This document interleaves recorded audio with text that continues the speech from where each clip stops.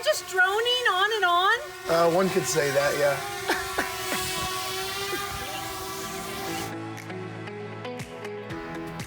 Welcome to Gresham on the Go, a fast-paced monthly news show where we'll take you places, talk to interesting people, and give you the highlights you need to stay informed and get involved in our community. I'm your host, Jill Bradley. And I'm your co-host, Larry Morgan.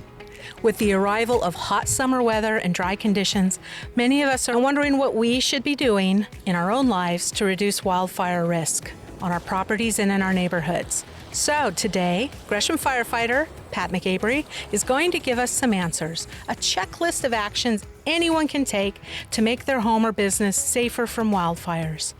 Pat has battled these blazes himself as part of Gresham firefighting crews dispatched to fires in Oregon and California and actually captured the dramatic scenes you're seeing right now with his camera. Pat, talk first about what it's like to see this devastation around the West and in Oregon specifically. It's been really amazing since about 2017 that these fires just have been getting bigger and bigger and more intense and causing more damage throughout. And it used to be just maybe a few houses burned in a fire, but when we rolled through Paradise, California, and there were 14,000 something residences that burned down there, that's a major change because these are just getting bigger and more damaging all the time. Can you walk us through some actions, some tips that we can do to make our homes safer from wildfire? The most important thing to keep your home safe from wildfire is to have clean, open space around it. Fire can work its way through the brush and the shrubberies and your landscaping to get into under the eaves of the house and catch it on fire there.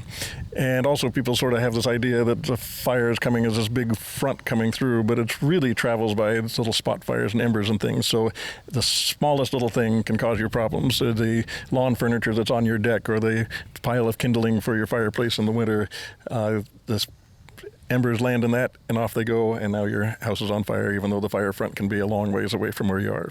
So essentially, space is your friend.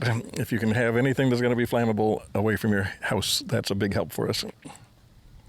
Before we let you go, is there any other tips or advice? I know people can be fearful around fire season, or a website or a resource that they can turn to. Sure. Firewise.org is an excellent resource on information to protect not only your house but your entire community. There's a lot of great information there that's well thought out on simple things that you can do to make your house and community safer there. So just really keeping things clean, keeping the stuff off your roof, out of your gutters, any place that an ember could land, and find a receptive bed of fuels to burn is what we're looking for. Pat, thank you for joining us. Alrighty, thanks so much.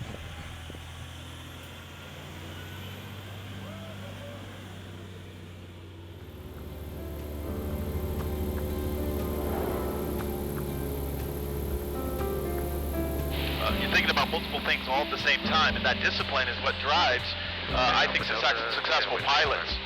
And so it absolutely, in my opinion, gives us an edge when we're in leadership to be able to guide decisions, to be able to balance multiple priorities, because we're constantly doing that when we're flying aircraft.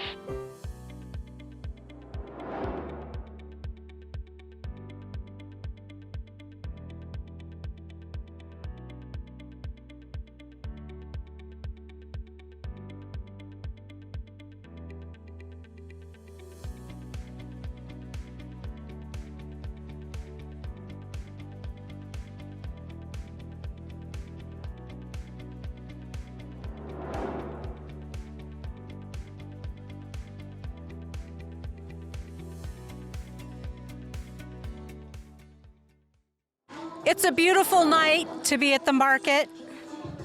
What you've created is really spectacular. Tell us how you came up with the idea and what's happening here in Rockwood. Well, as we know, in Rockwood is a food desert. We're continuing to try to bring healthy food to our community because we know a thriving community is a healthy community. So what we did was get all our local vendors, our local farmers, and making sure they be able to give healthy produce out to the community. So every Thursday night from 4 to 7 out here at 18901 East Burnside, the Sunrise Center, we would love to have the community come out and thrive with us and make sure we all stay healthy. I haven't seen too many markets where the demographics were reversed.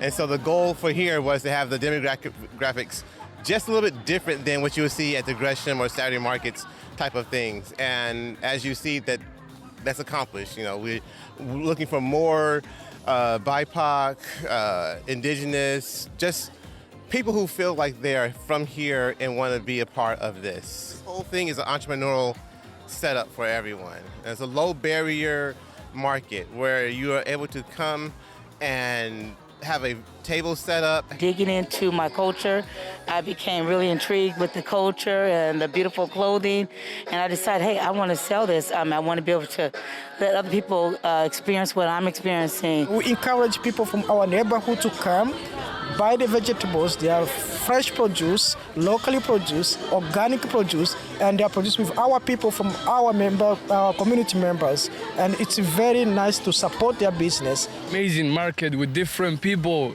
come together and show what they got. They got a lot of benefits. Right, I'm out here, AKA Mufasa.